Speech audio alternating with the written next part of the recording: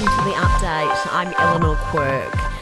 2 cave explorers have been rescued after becoming trapped underground in the Blue Mountains. The man and woman were caving at Jenolan Caves when they became trapped around 7:30 p.m. Emergency crews worked through the night, drilling into the rock to carve a path out for the pair, who were eventually freed after 9 hours. Indigenous AFL great Eddie Betts has opened up on the racial abuse his children copped in the yard of their own home. Betts posted footage from his home security camera showing his children being racially abused by a passing driver over their fence.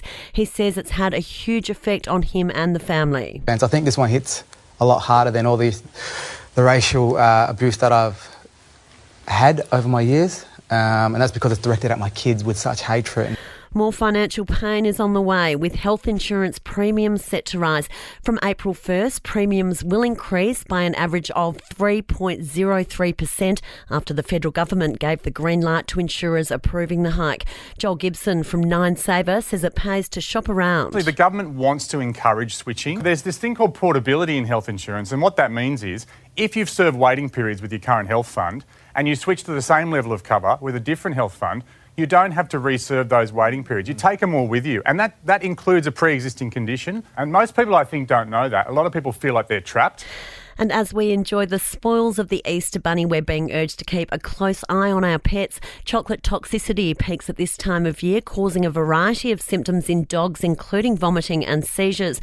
Dr. Jessica Wild from the Lost Dogs Home says it's important to keep chocolate out of reach and sight. I think it's never people deliberately feeding it. It's just, putting some chocolate on a counter and the dog sees it and they grab it. We do recommend doing things like sort of having a bit of an Easter egg map so that you know exactly how many eggs you've put out, how many eggs are being collected, and so then you can collect those eggs if your children maybe miss a few. Sport and entertainment are next.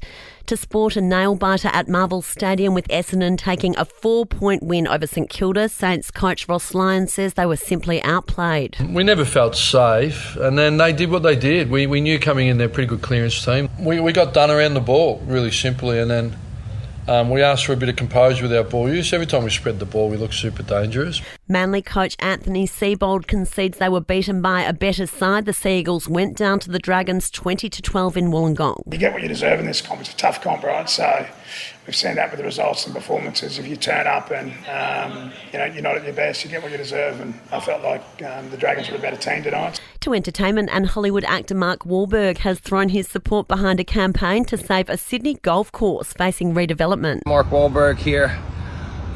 I know I'm not a citizen of Australia, but I am pleading to you, everybody in New South Wales, to save Moore Park Golf Club.